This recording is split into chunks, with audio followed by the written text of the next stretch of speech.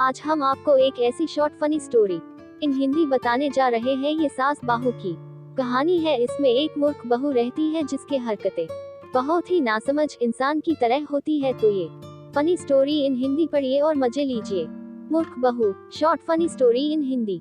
एक था बनिया, एक बार वह व्यापार के लिए प्रदेश जाने लगा। जाते जाते अपनी बहू को बुलाकर उसने कहा, मैं प्रदेश जाऊं, तुम अच्छी तरह रहना, बच्चों को भी संभालना और अपनी सास का भी अपने बच्चों की तरह देखभाल करना, याद रखना, माँ से कोई काम मत करवाना। बहू ने बोला, ठीक है, मैं आपकी बात समझ गई, मैं वैसा ही करूंगी जैसा आपने बोला है, आप आराम से जाइए। बहू ने बात ध्यान में राखी, बनिया तो चला गया। बहू ने दूसरे ही दिन मांझी से कह दिया, मांझी, आपके बेटे मुझसे कह गए हैं कि माँ को अपने बच्चों की तरह संभालना और उनको कोई काम मत करने देना।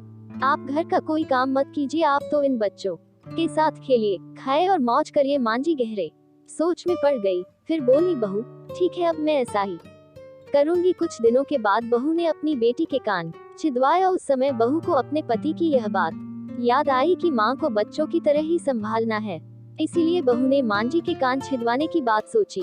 उसने मांझी से कहा, मांझी, चलिए, आपके कान छिदवाने हैं। सुनकर मांझी घबरा उठी। उन्होंने बहू से कहा, बहू, मुझे अपने कान नहीं छिदवाने हैं, क्या अब अपने इस बुढ़ापे में मैं कान छिड़वाऊं? बहू बोली, जी नहीं मांझी, आपको तो ये करना ही होगा। मैं नहीं चाहती कि आपका बेटा मुझे कुछ कहे, इसलिए आपको मैं अच्छी से देखभाल करूंगी। मेरी दोनों आंखें बराबर है, जैसी लड़की है वैसी ही आप भी है। मांझी मन ही मन समझ गई और सुनार के पास बैठकर उन्होंने अपने कान छिदवा लिए। सुनार ने कान छेड़े और कान में धागा भी डाला। बहू जिस तरह रोज रोज लड़की के कान में तेल लगाती थी, उसी तरह मांझी के कान में भी लगाती रही।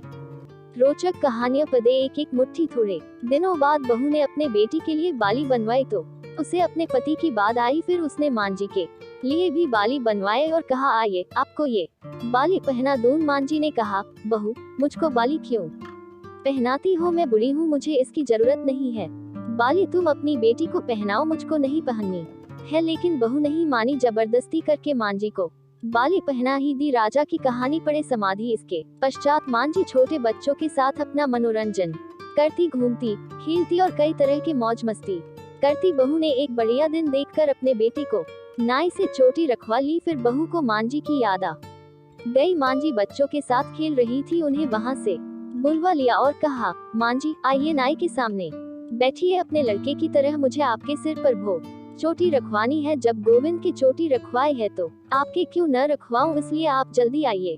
मांझी ने बहू को बहुत समझाया, पर बहू टस से मस न हुई। आखिर मांझी नाई के सामने बैठी और उन्होंने अपने सिर पर चोटी रखवाई। बहू ने गोविंद को और मांझी को जो बोला वही किया उनके साथ। बाद में बहू रोज मांझी की चोटी में तेल डालती, चोटी गूंथती और सर पर ओढ़नी डालकर मांझी को बच्चों के साथ खेलने के लिए भेजती। जब खाने का समय होता तो बहू उनको आवाज देकर बुलाती है। ऐसे ही रोज का हाल था। जब बेटा घर वापस आया तो सबसे पहले उसने बहू से माँ के बारे में पूछा कि माँ कैसी है और कहाँ है, मुझे उनसे आशीर्वाद लेना है। बहू ने बताया, मांझी तो बच्चों के साथ खेल रही है, यही कहीं होगी, आ जाएंगी। बेटे ने पूछा, क्या कहते हो माँ? गली में खेलने गई है। गली में तो बच्चे खेलते हैं, क्या बुद्धि माँ कहीं खेलने जाती है? बहू ने कहा, मैं तो माँ को खेलने भेजती हूँ, अपने कहा नहीं था कि माँ को बच्चों की तरह रखना। मैंने तो लड़की की तरह ही माँ के भी कान बिंधवाए हैं और कानों में बालियां पहनाई है। जब लड़के की चोटी रखवाए